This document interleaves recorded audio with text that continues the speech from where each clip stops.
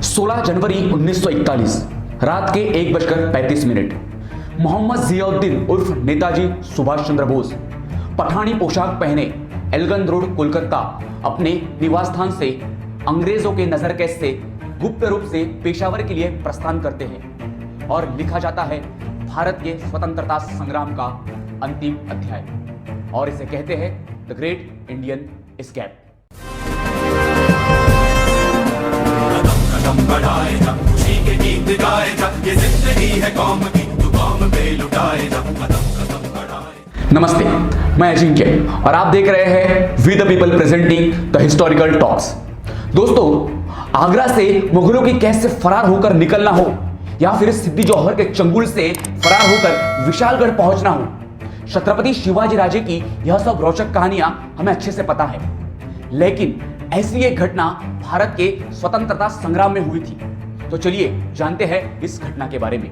3 सितंबर 1939 मद्रास की मरीना चौपाटी, लाखों का जनसमुदाय नेताजी को सुनने के लिए इकट्ठा था।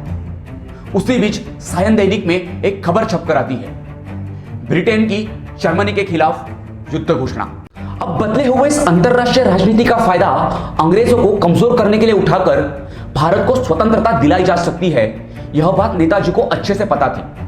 पर कांग्रेस हाईकमांड के कुछ नेताओं के साथ मतभिन्नता होने के कारण नेताजी को कांग्रेस अध्यक्ष पद से इस्तीफा देना पड़ा।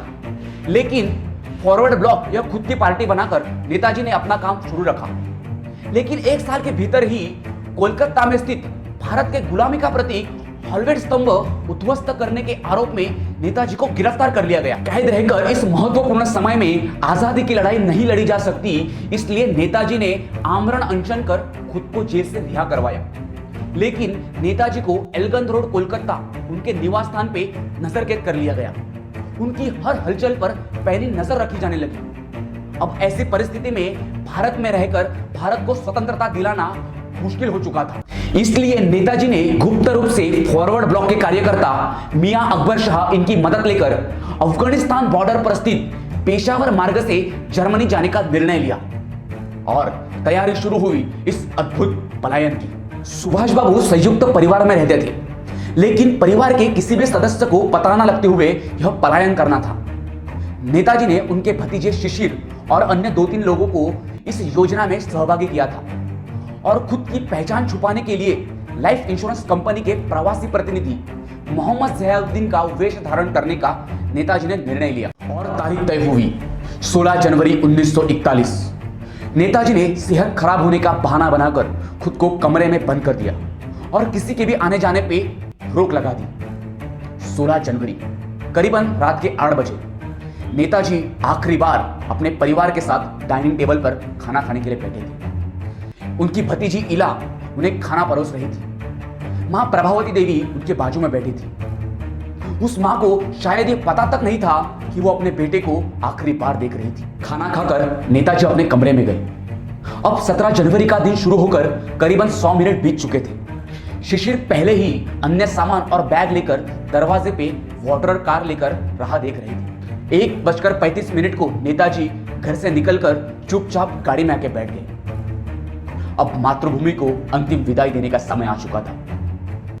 गाड़ी की गति के साथ मातृभूमि पीछे छूट रही थी। सुबह होते होते बराड़ी में अशोकनाथ के यहां नेताजी पहुंच गए। पूरा दिन वहां रुकने के बाद गोमोह स्टेशन से फ्रंटियर रेल पकड़कर आखिरकार नेताजी अपने जिंदगी के अंतिम लड़ाई के लिए पेशावर निकल पड़े। पेशावर से काबुल जाने के लिए किसान पार्टी के कार्यकर्ता भगत राम को रहमत खान और खुद को उनके गूंगे बहरे चाचा बनाकर काबुल तक का सफर नेताजी ने पैदल पूरा किया। काबुल से मॉस्को, मॉस्को से बर्लिन और फिर पूर्व एशिया में सिंगापुर, ब्रह्मदेश, जापान में आजाद हिंद सेना का निर्माण कर भारत के आजादी के लिए अभूतपूर्व योगदान नेताजी ने दिया। दोस्तों, तो ये थी नेताजी सुभाष चंद्र बोस जी के द ग्रेट इंडियन एस्केप की कहानी। भारत के इतिहास के ऐसे अनसुलझे किस्से जो आमतौर पर आप तक, हम तक नहीं पहुंचते, वो सभी किस्से द हिस्टोरिकल टॉक्स इस शो के अंडर आप तक पहुंचाने की हम कोशिश करेंगे। दोस्तों, तो आपको हमारा वीडियो कैसा लगा कमेंट बॉक्स में आपका रिव्यू जरूर बताइए और ज्यादा से ज्यादा लोगों तक भारत का इतिहास पहुंचाने के लिए जरूर शेयर कीजिए।